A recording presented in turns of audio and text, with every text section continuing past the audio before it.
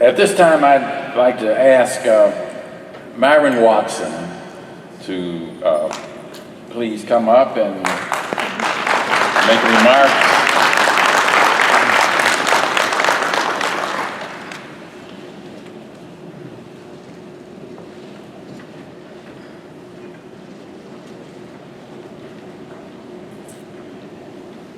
Good evening, everyone. Good evening.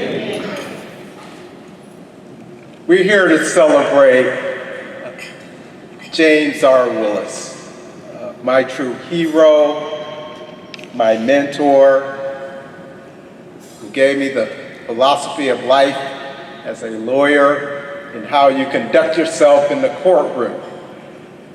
Just me growing up in East Cleveland and not knowing anything about the law other than what I saw on TV. And the journey before I even met Mr. Willis for the first time. I was a student at Cleveland State University. And I had a friend of mine who I had taken a class with. And I mentioned that I wanted to be a lawyer. And I wanted to volunteer to find out what lawyers truly did. And he said, I know the baddest lawyer in Cleveland. He represented my dad in a murder case and he got him off. I didn't ask whether or not his dad was guilty or not, but nonetheless, he said if you wanted to learn from the very best, it was James R. Willis.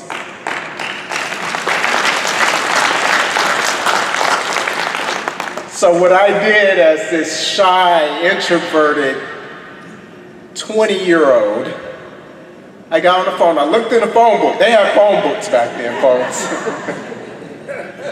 I called the number, asked for Mr. Willis. He's in court. I asked to speak to his secretary. He's in court. I called again for 2 consecutive weeks with no response. One last time I just thought about it, I said, let me just go down there.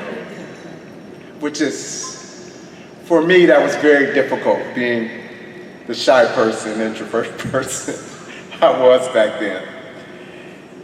And I didn't get a chance to meet Mr. Willis. I met his partner, Joseph Blackwell, who was some of whom you would know. And he said, where are you from? I said, I'm from East Cleveland. You want to volunteer? Yes, I want to learn about the law and I want to shadow lawyers. And I was looking for James Willis. He said, well, son, come on back into my office. When he had the cigar back then when you could smoke indoors. And he said, you don't want any money, do you? No, I really want to volunteer. So long story short, I met Mr. Willis the next day because Joe Blackwell said, come in at 8:30, you'll see Mr. Willis and you can get started. So Mr. Willis comes in with a mink coat, diamond rings on his finger, and there was a client sitting next to me and just whisked on by. And I said, wow. This is James R. Willis. And so I volunteered for 2 years where he just called me Junior. Didn't know. I said, Mr. Willis, do you know what my name is? But nonetheless, Mr. Willis, I went through that tutelage and I watched him and I fell in love with the law. And I said this was going to be my path. And so I went to law school, and I remember telling Mr. Willis, I said, Mr. Willis, I'm on my way to law school. And he said, what? I said, yes, I'm going to law school. So when I came back, I worked for Mr. Willis and Joseph Blackwell, and this fine gentleman over here, Clarence Rogers, who's also my mentor. And I took the bar, and I passed, and I was so excited. I said, Mr. Willis, I passed the bar. Mr. Willis calmly just told me, he said, "Did you have any other expectations?" You took the bar to be a lawyer, so let's get to work. And watching Mr. Willis in the courtroom is unbelievable, because you're talking about a force to be reckoned with, where the odds could be completely against him. And he would persevere, and he would fight prosecutors and some of our esteemed judges who are sitting in the courtroom, and he would never back down. He said, "Myron, you're representing people who are accused of crimes, and you have only one responsibility. And that responsibility is to do your absolute best to otherwise protect the Constitution and the powers of the government levied against your client." Now, at first I thought I could be like James Willis, but there's only one James Willis. And I remember a court reporter telling me about one bad habit Mr. Willis had, where we put his hand in his pocket and jingle the coins. And one court reporter said, "You picked up that bad habit from Mr. Willis. Stop it." But there was so much I learned from him, this man. And I'm very grateful that he truly believed in a young man like me, and he poured into me all that great knowledge he has, the commitment, the diligence, and even to this day, he made the law interesting and fun. And I want to thank you for that. I really appreciate it.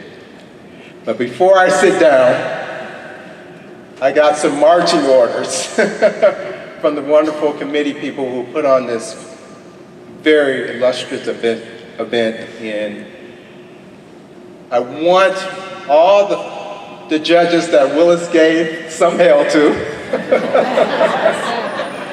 to stand up and be recognized. We really thank you for your support.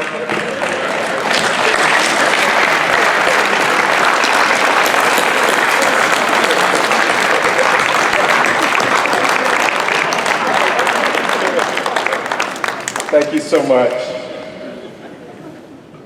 You know, and when we put this together, Clarissa Smith and I came up with the crazy idea that we want to put this great event to celebrate not only Mr. Willis's fabulous career, but to create a legacy whereby his legacy can be remembered for all the great work that he's done, and that this endowment that has been created for the benefit of students who are not only following in his daughter's and his grandson's legacy, but those other young men and women who want to pursue the fabulous career of being a lawyer.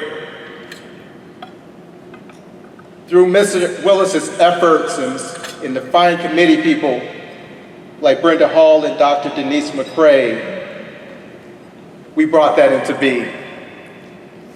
So we would ask you to support it, the noble goal, because as Mr. Boomer said, the fight is not over. We got a lot of work to do.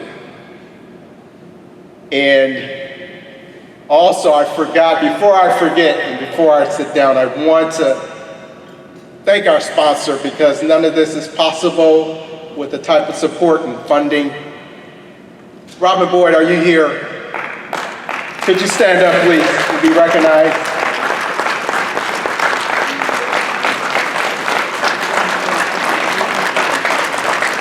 And believe it or not, Robin and Boyd and I have known each other for more than 30 years, and we did not know that we were cousins. So it's a pleasure to have a family member to support this great event. And I'm going to pass, and I think, are there some Boston students here in the audience? If you can, please stand up so you can be recognized.